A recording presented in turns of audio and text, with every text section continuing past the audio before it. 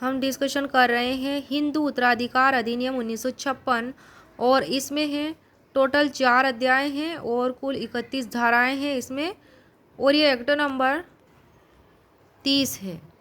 अध्याय 1 में प्रारंभिक है, धारा 1 से 4 तक। धारा 1 में है संक्षिप्त नाम और विस्तार, 2 में है अधिनियम का लागू होना, 3 में परिभाषा और निर्वचन है, धारा 4 में अधिनियम का अध्यारोही प्रभाव है। अध्याय 2 में है निर्वसीयती उत्तराधिकार। अध्याय 2 की धाराओं की रेंज है धारा 5 से लेकर के धारा 29 तक। धारा 5 में है अधिनियम का कुछ संपत्तियों को लागू नहीं होगा। अधिनियम कुछ संपत्तियों को लागू नहीं होगा। धारा 6 में है सदायकी संपत्ति में के हित का नियागमन यानी कि डिवोल्यूशन। धारा 7 में तरवाड़, तावशी, कुटुंब, कौरू या इलम की संपत्ति में हित का नियागमन, उसका डिवोल्यूशन। धारा 8 में पुरुष की दशा में उत्तराधिकार के साधारण नियम। धारा 9 में अनुसूची में के वारिसों के बीच उत्तराधिकार का जो क्रम है वह। धारा 10 में है अनुसूची के वर्ग 1 में के वारिसों में संपत्ति का वितरण।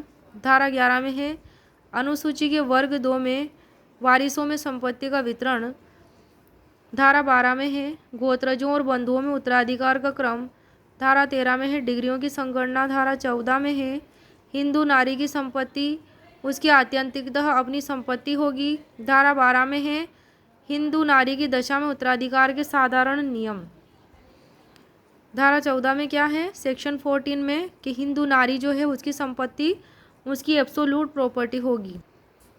धारा 16 में है हिंदू नारी के वारिसों में उत्तराधिकार का क्रम और वितरण की रीति। धारा 17 में है मरुमक्कतायम और अलीय संतान विधियों द्वारा शासित व्यक्तियों के विषय में विशेष उपबंध है। धारा 17 में उत्तराधिकार संबंधी साधारण उपबंध जो है धारा 18 से लेकर के 28 तक है। धारा 18 में है पूर्व रक्त को अर्ध रक्त पर अधिमान प्राप्त है। किसको अधिमान प्राप्त है? अर्ध रक्त पर पूर्व रक्त को। पूर्व रक्त यानी कि फुल ब्लड, पूर्ण रक्त। धारा 19 में है 2 या अधिक वारिसों के उत्तराधिकार का ढंग। धारा 20 में गर्भ स्थित अपत्य का अधिकार यानी कि चाइल्ड का अधिकार। धारा 21 में है समसामयिक मृत्यु के विषय में उपधारणा, प्रिजम्पशन। धारा 22 में कुछ दशाओं में संपत्ति अर्जित करने का अधिमानी अधिकार। धारा 23 में निवास गृह के बारे में विशेष उपबंध।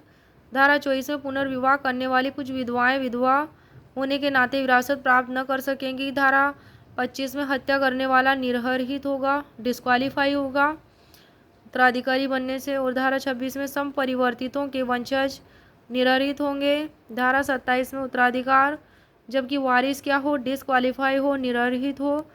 धारा 28 में रोग त्रुटि आदि से निर्भरता न होगी। किसी को रोग त्रुटि है उससे क्या होगा, डिस्क्वालीफाई वह न होगा। धारा 28 में राजगामी संपत्ति, इसमें है धारा 29। धारा 29 का टाइटल जो है वारिसों का अभाव है। अध्याय 3 में है वसीयती उत्तराधिकार, इसमें केवल एक सेक्शन है। और धारा 30 है इसमें वसीयती उत्तराधिकार। अध्याय 4 में निरसन है और धारा 31 का शीर्षक भी निरसन है और इसमें एक अनुसूची दी गई है उत्तराधिकार अधिनियम में, हिंदू उत्तराधिकार अधिनियम में।